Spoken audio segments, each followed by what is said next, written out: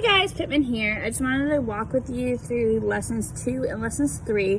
Lesson 2 is all about comparing, so identifying what's the same between text structures, and lesson 3 is all about what is different, so contrasting. So today and Friday's lessons, basically you can do them all at once.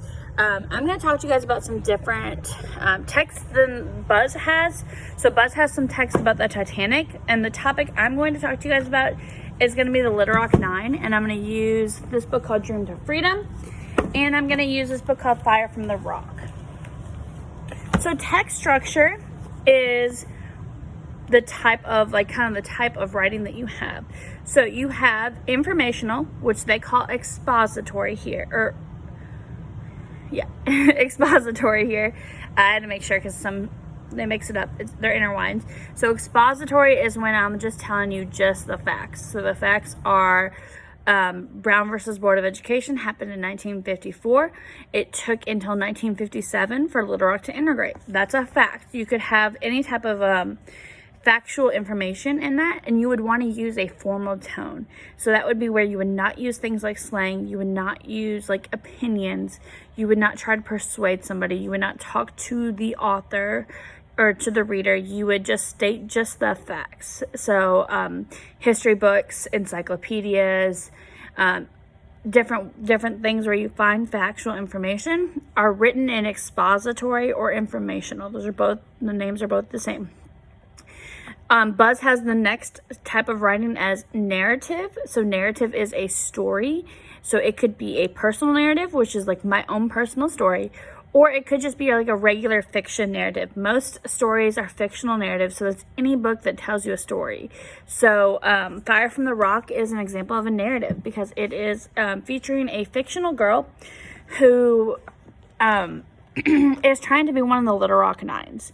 And so she's trying to be one of the people to first integrate the schools. And so it's all about her story. It's not true story. It's all fake. Okay. Versus a personal narrative would be something like Warriors Don't Cry, which tells the true story of somebody who did become one of those Little Rock Nine members. Okay. The others are persuasive, which is often also called argumentative.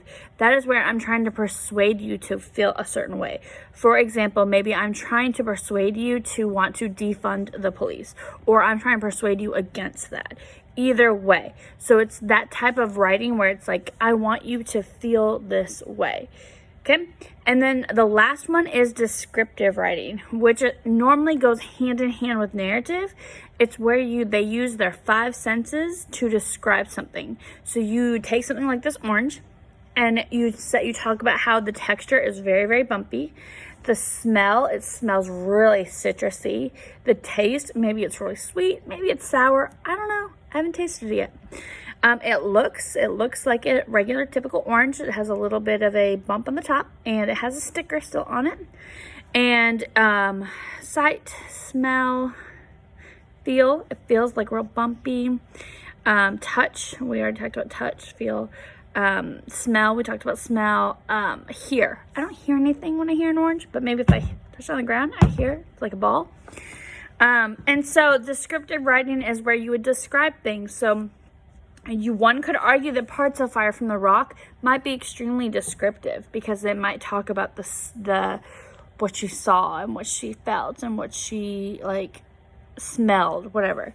So that's descriptive writing. You also have persuasive writing, narrative writing, and you have expository or informational writing. So your job today is you're going to choose 2 different books. It doesn't matter what books they are. I'm going to show you mine. You can use mine. It's easier if you use mine. So mine are Fire from the Rock. I know that this is a narrative. So on your assignment, on Classroom, it's like this. And it's kind of hard. I should show you my screen, but just ridiculous. I have combined lesson 2 and lesson 3 to make it a little bit easier for you. So you can just do this once and then you're done for the week. Okay, so you can use our own examples. You can use examples of books from your home, or you can use examples from Buzz. Okay, so my book is Fire from the Rock, and I'm comparing it to Dream of Freedom. Dream of Freedom is an informational book, an expository, that is talking about the different civil rights movements. And it has a section on the Little Rock Nine. Okay, In this text, it is way more formal. It is talking about just the facts of what happened. It is not adding anyone's opinion. It is not trying to persuade you. It is not trying to entertain you. It is just trying to inform you of what happened. So the first thing you're going to do is identify the two books. So identify the book, Fire from the Rock. It's a narrative. Dream of Freedom is an expository. The second thing you're going to do is you're going to determine the text structure. So we already determined that. You're going to identify what's the same about them. So they're both covering the civil rights movement, right? They are both covering racism in Arkansas. Okay, they're both trying to show of what the kids did. Then the next thing you're going to do is you are going to, if you do lesson three is only identifying the differences. So this is written in a fictional, Fire from the Rock is written from a fictional point of view. It shows someone's personal opinion. It uses slang language. It is written from like a kid's perspective. A Dream of Freedom is written from just informational perspective. So that's what's different about them, right? They both cover racism in Arkansas. They both cover civil rights. They both cover the Little Rock Nine. But this is done in an informational way, and this is done in a story way, okay? If you get that all done, that's all you have to do today. So I've given you the answers. You feel free to use this. If you watch this, you have the answers. It's super easy. Make sure to take the assessment for lesson 2 and the assessment for lesson 3 if you want to just submit this. Lesson 2 and lesson 3, the document is due on Sunday. If you are my virtual kids, your lessons, so lesson 1, 2, and 3 are all due on Sunday. If you have not done your flip grid, please do your flip grid. It was due yesterday. My virtual kids, technically the date is Sunday.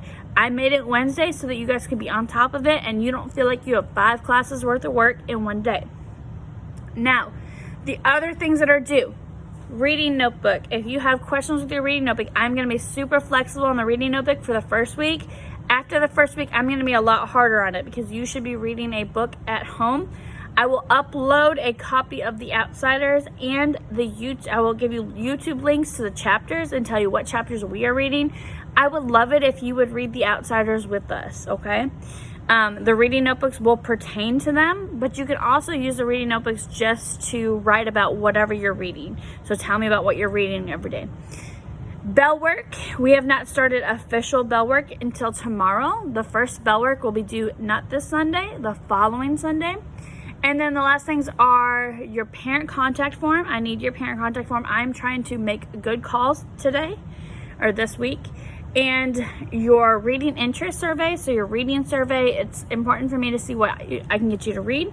We are supposed to be uploading, figuring out how to do library books online, so my virtual kids, you guys can read books at home.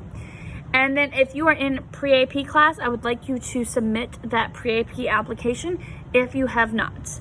All right, I look forward to hearing from you. Please feel free to email me. Please feel free to call me. That Google number is 901-401-0116. My free period is from 1 o'clock to 1:45. I am available to talk to any virtual kids. I am able to Skype, video chat, whatever you need me to do during that time. I am also available in the mornings right now until I start officially tutoring during 3rd period. So please do not hesitate to reach out to me. And also try to read a good book today. I hope you have a great day. I hope you have stay away from that rain and that storm that's supposed to come through, and have a great day.